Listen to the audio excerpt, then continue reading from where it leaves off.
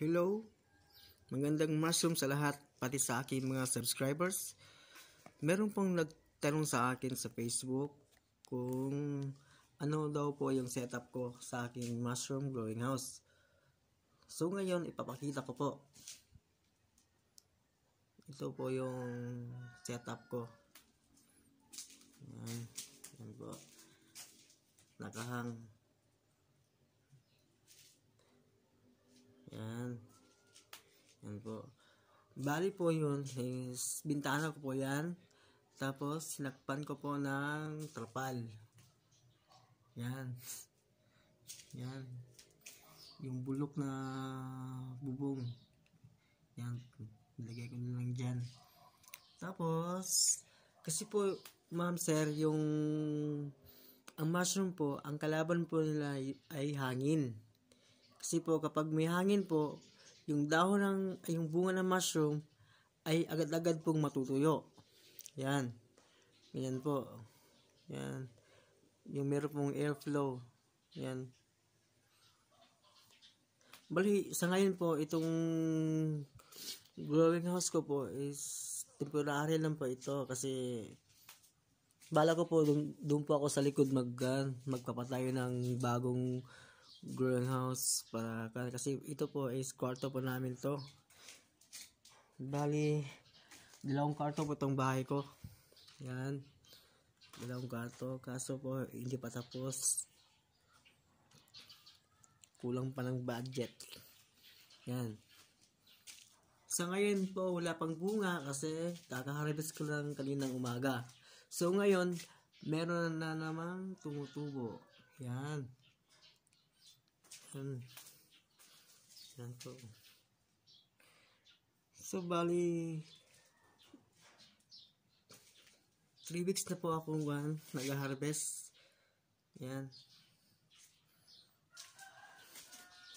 Yan po.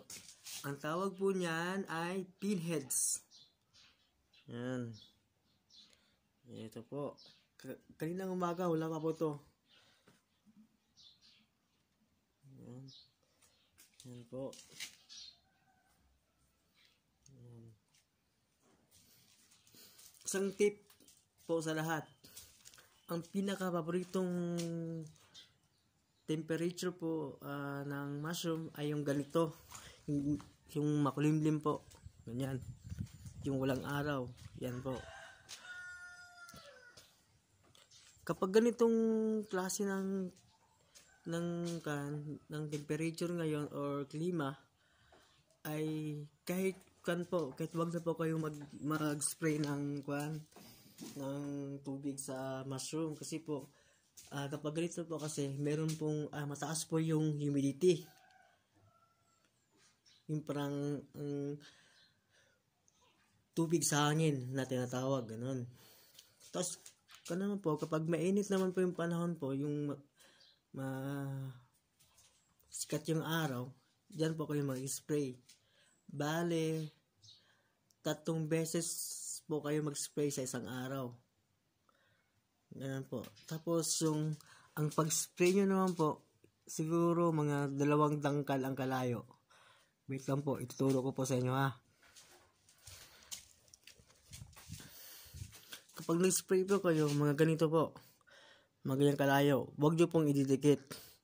Ganyan, kasi po, agad pong malalanta yung mushroom. Kasi po, dapat po yung mist ang tatawag. Mist. Yan, ganyan kalayo lang po. Ganyan. Basta huwag pong dapat dumikit sa mushroom yung tubig. Kasi bawal po yun. Yan po. So, sa ngayon po, yun lang po yung aking ma-video. Yan. Please consider subscribe po. Pasensya po sa aking Tagalog kasi Bisaya po ako. Hindi po ako ganong sanay mag-Tagalog. Yan. Yan po. Basta po subscribe.